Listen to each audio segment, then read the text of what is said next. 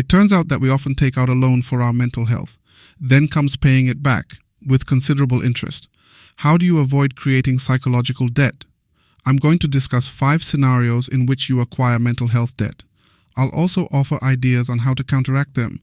Of these, the 5th is the most common for me. If you like our content, click like and watch to the end.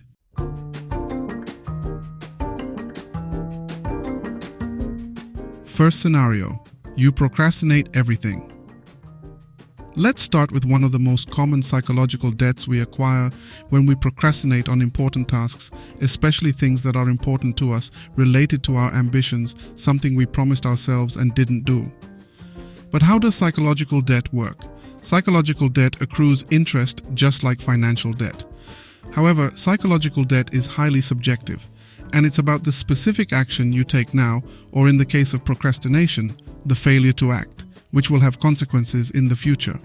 Our psychological and physical state is affected by everything we do or procrastinate. In the case of procrastination, when we promise ourselves to do something, for example, to start a diet next Monday, or to send a resume to a new job, or to start exercising, or at least to fix something in our apartment, by making such a promise to ourselves, we believe in the moment that the thing will be done. Now, of course, people who are perpetual procrastinators will be smiling under their noses, because yes, this confidence in oneself is easily squandered.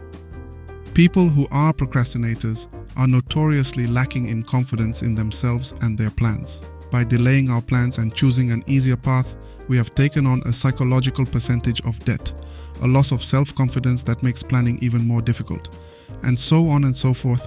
It is a vicious circle of lack of self-confidence and naive new planning. Delaying a difficult thing in favor of an easy, pleasant, non-painful action now will be a psychological debt. You can repay it, but it is just harder to plan when you lack confidence. You will see your confidence grow as you regain control of your daily tasks.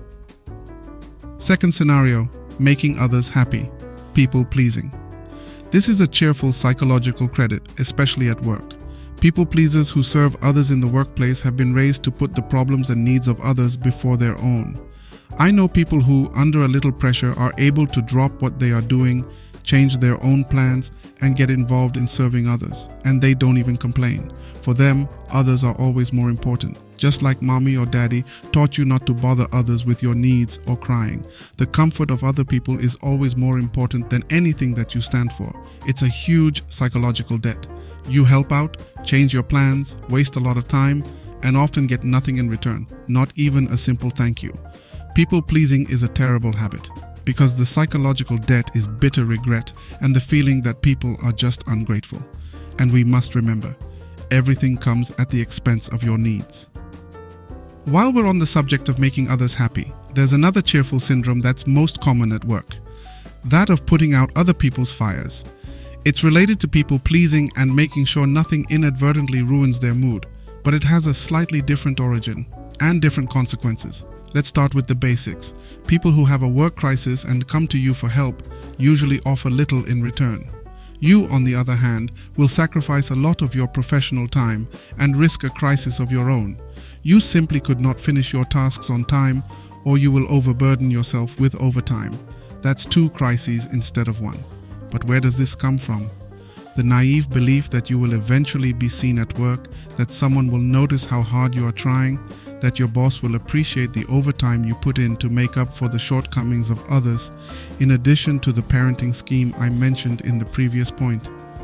This is undoubtedly naive. It only shows others that you are capable of bending your personal boundaries and pushing your limits at work, and that you can be used to get what they want at no cost. The psychological debt will be paid in the months to come, mainly in the form of a severe burnout and a possible career change. A little stressful but important assertiveness training can save you from many crises and burnout in the future. You can refuse to accept other people's crises and treat them as your own.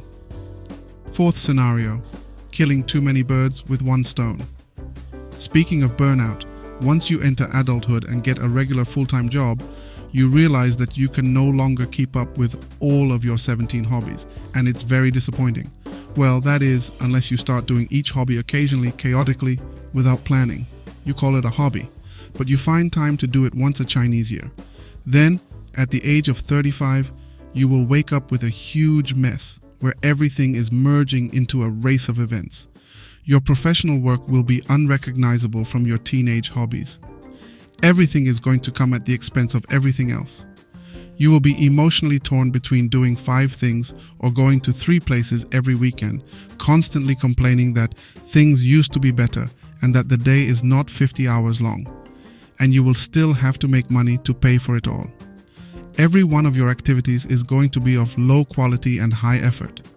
Killing too many birds at once, whether in the form of 1,001 hobbies or professionally in the form of involvement in 42 new startups every year, is a recipe for disaster and disappointment.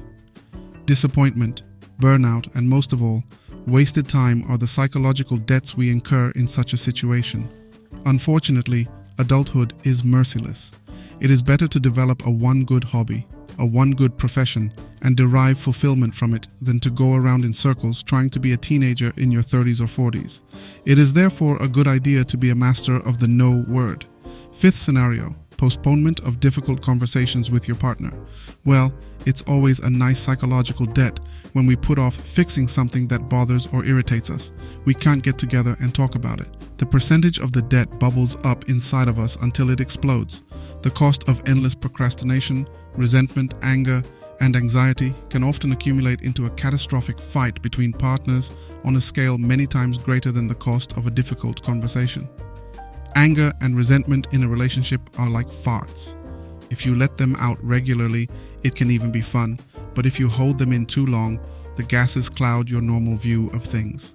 After a while, the crappy ideas come out, and you can flush the whole relationship down the toilet, depending on what comes out of both of you. So regularly discuss difficult issues between you. Maybe don't agonize over them too often and for too long, but at least let your partner know if there is any improvement. Appreciate how your partner is trying. Offer solutions. Get involved in the process. You will not have a more important relationship here and now than this. If you take care of it, chances are it will be for life. Psychological debt, an action that will take its toll on your mental and physical state in the future, is easy to acquire. It is painful to repay. However, it's worth keeping an eye on it so as not to exceed your repayment tolerance. We can overdo it and, like some people, fall into a debt spiral, that is, taking up more loans to pay off the previous ones. That is not going to end well. Watch and learn as you go.